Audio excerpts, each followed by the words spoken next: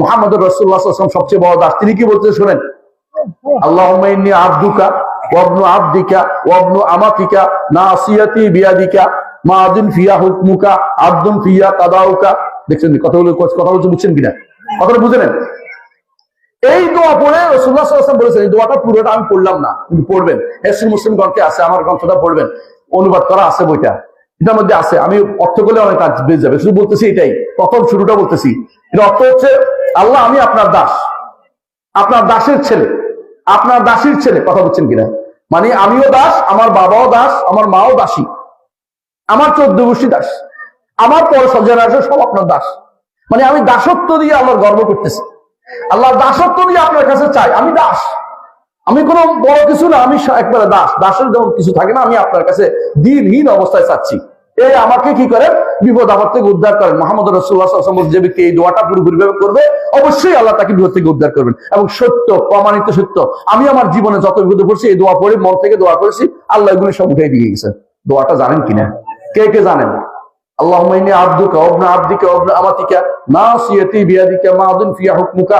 আমার কপাল আপনার হাতে, ভাগ্য পরিবর্তন করার ক্ষমতা কারণেই। তিনি যদি কোনো যেভাবে চান সেভাবে পরিবর্তন করেন, কোনো ব্যক্তি সেখানে নতুন করে কিছু লিখতে পারবে না। আল্লাহ সবার জন্য সবকিছু নির্ধারণ করে দিয়েছেন।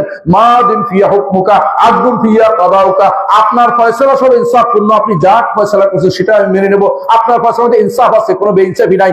এটা ইমানদার বলতে স্বীকৃতি দিতে হবে যে অবশ্যই অবশ্যই আপনার ফয়সালার বাইরে কোনো কিছু হতে পারে না, আপনার ফয়সালা হক, যেটা ফয়সালা সত্য, এটা আপনি বিশ্বাস করতে হবে। এটা আমার নবী বলছেন, আর কার নিজের ব্যাপারে বলছেন। এরপর বলছেন কি দোয়া করতে হবে, আসআলুকা বিকুল্লি ইসমিন হুয়া লাকা। আপনার প্রতিটি নামের ওসিলা দিয়ে আমি চাচ্ছি। আল্লাহর নাম কি একটা দুটা? অনেক, 99টা, আরো বেশি। 99টা দিয়ে রাখলে আল্লাহ জবাব দেন। এই বাইরে আরো আছে নাম, আল্লাহ জান্নাত দিবেন বলছে, হাদিসে আছে। কি বলেছেন? আপনার প্রতিটি নামের ওসিলা দিয়ে রাখছি। যে নামগুলি আপনি কাউকে শিক্ষা দিয়েছেন, অথবা আপনার ভান্ডার রেখে দিয়েছেন, অথবা আপনি কিতাবে নাজিল করেছেন, সমস্ত নামের ওসিলা দিয়ে রাখছি, আপনি আমাকে বিপদ থেকে উদ্ধার করুন। আল্লাহ তাআলা আপনাকে বিপদ থেকে উদ্ধার করবেন। অর্থ বুঝে, নামগুলি অর্থ বুঝে আপনি আর দোয়ার অর্থ বুঝে দোয়া করেন, ইনশাআল্লাহ আল্লাহ কবুল করবেন। কারণ আল্লাহ তাআলা ওই দোয়া কবুল করেন না যা শুধুমাত্র মুখ দিয়া বেরোয়, অন্তরে নাই। অন্তরে না থাকলে এই দোয়া কবুল হয় না, বুঝেন কিনা? অন্তর না থাকলে এই দোয়া কবুল হয় না। আপনি মুখে আল্লাহর কাছে অনেক কিছু চাচ্ছেন, অন্তরে নাই, ওই দোয়া কবুল হয় না। এই জন্য অনেক ভাই আমাকে বলে, স্যার আপনি যে হিসনুল মুসলিম বইটা লিখছেন, এটা তো উচ্চারণ দিলেন না। কথা বুঝেন কিনা? উচ্চারণ কেন দেন? উচ্চারণ দিয়ে লাভ নাই, আপনি বুঝেন না। আরবি বুঝেন, নাহলে বাংলা অর্থ বুঝেন, যথেষ্ট। উচ্চারণ পড়লে তো লাভ নাই, কোরআনের উচ্চারণ পড়া যায় না, উচ্চারণ পড়া যায় না। কথা বুঝেন কিনা? আপনাদের কাছে অনেকে আবার উচ্চারণ, বাংলা বাজার দেখবেন যে উচ্চারণ দিছে, কেউ কেউ বাংলা বুড়িরা উচ্চারণ করতেছে। উচ্চারণে কোরআন শুদ্ধ কিয়ামত পর্যন্ত হবে না। অনেক চেষ্টা করে এক লাইন পড়লে পরের লাইনে ভুল হয়ে যাবে। হ্যাঁ, উচ্চারণ আইন কেন বুঝাবেন? আইন করতে লাগলে লম্বা মদ কেমনে বুঝাবেন? মদের চিন্তা করবেন না, আইনের চিন্তা করবেন না, কাফের চিন্তা করবেন না, কাফের চিন্তা করবেন না, হার চিন্তা করবেন না, না কোনটা চিন্তা করবেন? আপনার পড়া শুদ্ধ হবে না। আপনি হয় আরবিতে পড়েন, না হলে বাংলাতে পড়েন, বাংলাতে দোয়া করেন। আল্লাহ তাআলা বাংলা বুঝেন কিনা? বুঝেন কিনা? আল্লাহ বাংলা বুঝেন কিনা? আপনার দোয়াতে সমস্যা কি? বাংলা দোয়া করেন না কেন?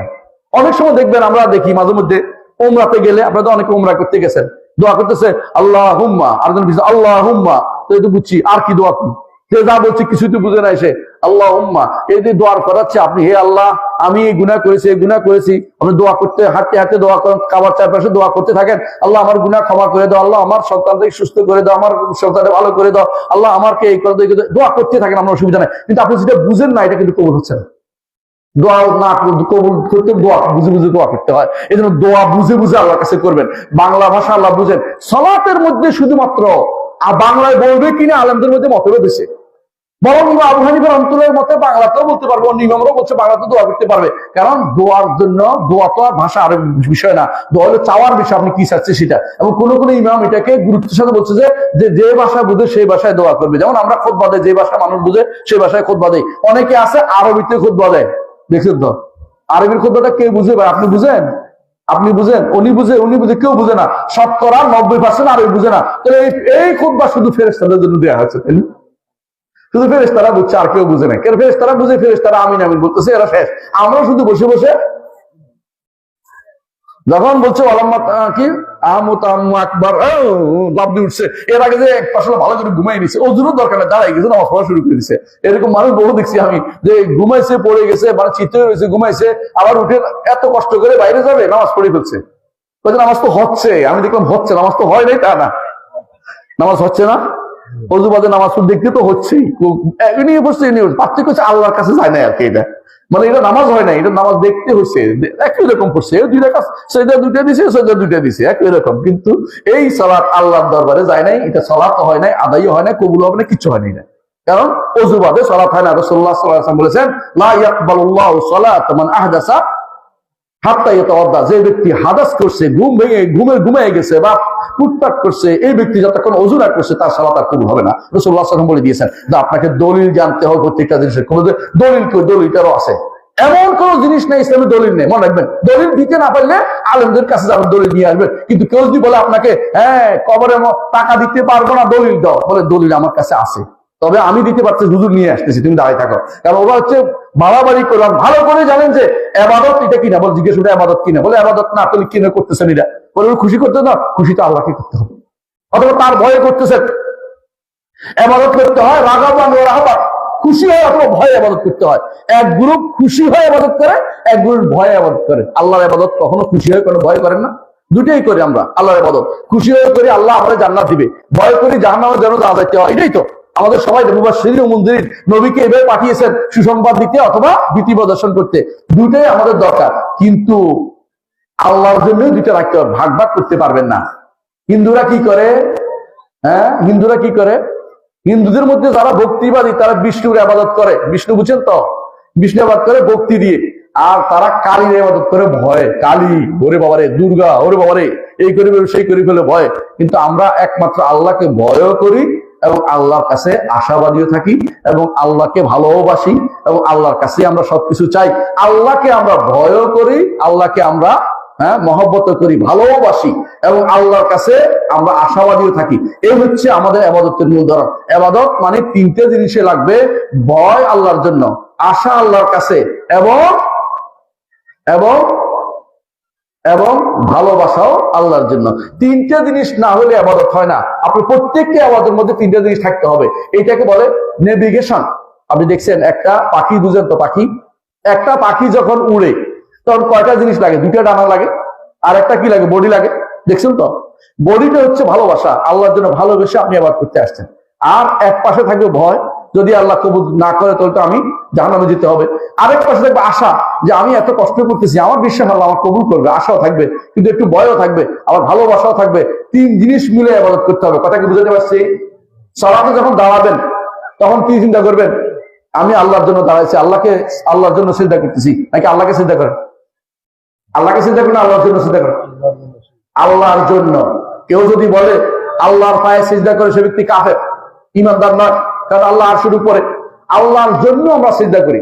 আপনি অনেক ওয়াজের বক্তব্য শুনেছেন, আল্লাহর কুদরতি ভাই সিজদা করে, কেউ আল্লাহর ভাই সিজদা করে বলে, সব ঈমানদারই হতে পারে না, এ তো হুজুর, হুজুরের কথা। এগুলি সব হচ্ছে হুজুর নামের হুজুর, এগুলি কোনো কাজে লাগে না, এগুলি ইসলাম থেকে অনেক দূরের মানুষ। মনে রাখবেন, ঈমান ঠিক রাখতে হবে। আল্লাহ তাআলা আরশের উপর, আল্লাহর পায়ে আমরা সিজদা করি না, আল্লাহর গায়েও সিজদা করি না, এই যে গা বলাও জায়েজ নাই।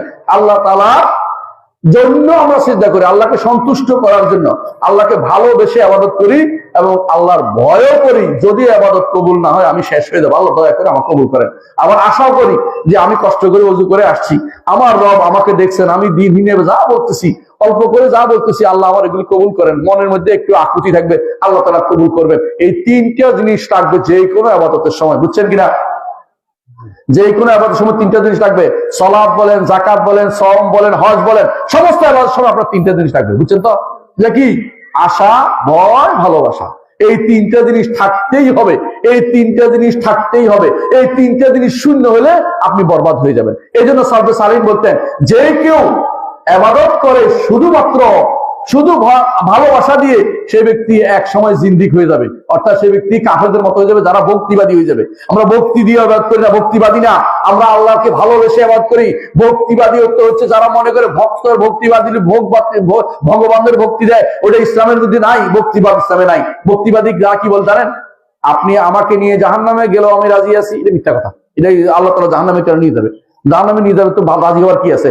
এগুলি হচ্ছে বক্তিবাদীদের কথা। মানে আল্লাহকে নিয়ে যা ইচ্ছা তা অর্থমর্থ বলতে থাকবে, এটা হিসাবে নাই। ভালোবাসতে হবে, শরীয়তের সীমারেখা লঙ্ঘন করা যাবে না ভালোবাসার মধ্যে।